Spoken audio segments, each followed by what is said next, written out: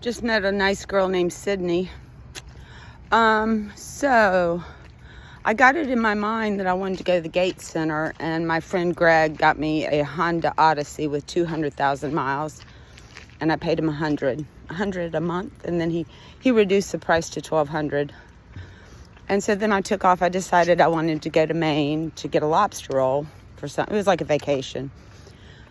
And went by Connecticut, and I almost had to go in the psych hospital because they thought I was crazy at the yacht. I was just curious about the yachts, and it was a private club.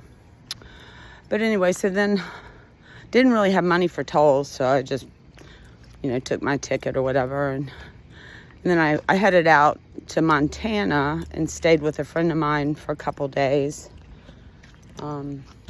He was like so professed that he loved me so much, but I got there and he was having drug problems and alcohol, and he's working in a restaurant. He didn't publish any of his writings. I mean, he considers himself a writer, but he's never really gotten it out. So I called his mom, and he got really mad at me. It's a cute little town though, and I went to Ennis, and so but he gave me $200 because I was short on money, and I left. But it was disturbing. I hate to see him suffering. And so then I got to the Gates Center with my purple dogs, and I parked my little blue van, and I went in the area that invades my space. Anyway, I went in the area like where you got to look at all the work they're doing, and I looked around, and also I wrote my idea for World Preschool on the guest sign-in book. So it probably took 2 or 3 pages.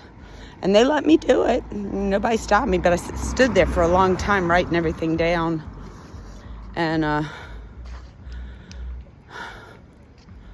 think then I walked around the building to see, what it looked like. It needs some landscape architecture in the back. And then I went in the offices with my dogs, and they're like, dogs can't come in here. And I gave them a postcard or something, and just to say hi. When you got an idea that's, like my idea, you're going to need help. This is not a normal idea. This is a school. So I felt like the Gates Foundation and my school kind of line up in a similar vision. And I know they're concerned about health. And of course, we're going to train people that want to do healthcare. In my schools, we'll definitely have people that want that type of position. And they'll go away and go to school and come back to their country and become teachers or start clinics and things like that. And they'll speak the language, plus they'll speak English, which will be helpful. And so then I left, and I couldn't really find my van. I think a guy named Matt, I think his name is Matt, came out, and he's like, man, he goes, Ellie, you left your cell phone. And then he helped me find my van. And I didn't really see much of Seattle because, number one, I was short on money. I mean, if I'd had a lot of money, I'd have gotten a hotel room, but I needed to head back. And so I started heading back, and I really didn't have any money, even for gas. So I stopped a couple places, and they gave me a little bit of money for gas. One was an animal rescue place, and another was like a homeless. And I was like, I just need gas money.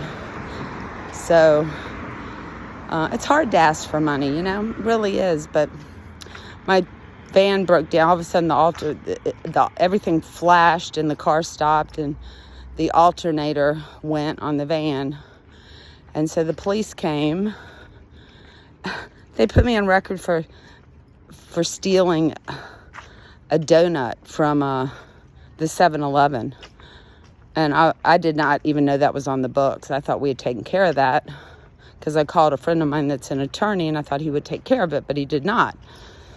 But anyway, I took care of that when I got back to Richmond. I didn't steal it. I had it in my hand, and the lady was kicking me and the dogs out. So I threw it down on the ground, and I kept my drink because I didn't want to throw the drink down because that would make a big mess. And she actually booked me with the police. It's crazy, crazy world. And I'd been in that 7-Eleven a number of times, and there was never, ever any problems. Ever. Until this one stupid girl. But she probably has a miserable life. so she wants to take it out on me. So it was kind of funny because I didn't have any money and I had the dogs. So the police made a phone call, and there was an agency that put me up in a hotel for the night. And so I took the dogs and we stayed in the hotel. And then the next day, they were coming to get me from the homeless shelter. And the guys that are in the homeless shelter are driving the truck. And so we all get in and we start driving. And they said, "What are you going to do with your dogs?" And I said, "Well, I don't know. I don't have any money." And they said, "Well, we're going to take you back to the hotel. We need to call the police and find out." So we went back, and the police came again, and they looked at the situation, and they were nice dogs. And they called a shelter, and they said, "Can you hold the dogs a few days till she gets things together and not adopt them out?" I mean, I'd be really upset if I'd seen somebody walking my purple dog, and it was their dog and not mine. But I kind of conditioned myself for it too. I try to condition myself for the worst.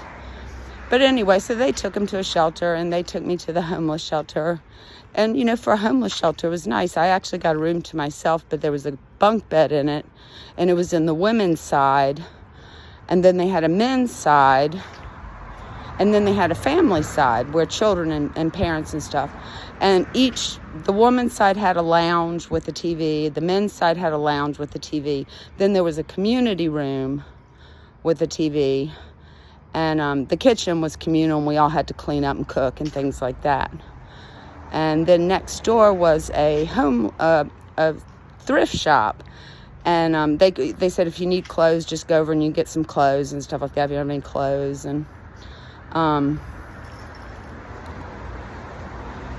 And they also put people to work. Like if you were homeless and you needed to start building a resume about working.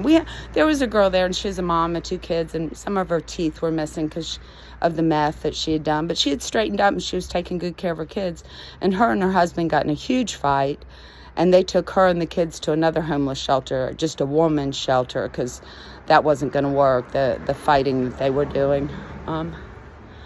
And so then my aunt sent me, somehow, I don't know how they knew, but they sent me, she said she was going to send me $500, but she sent me $650, which was more.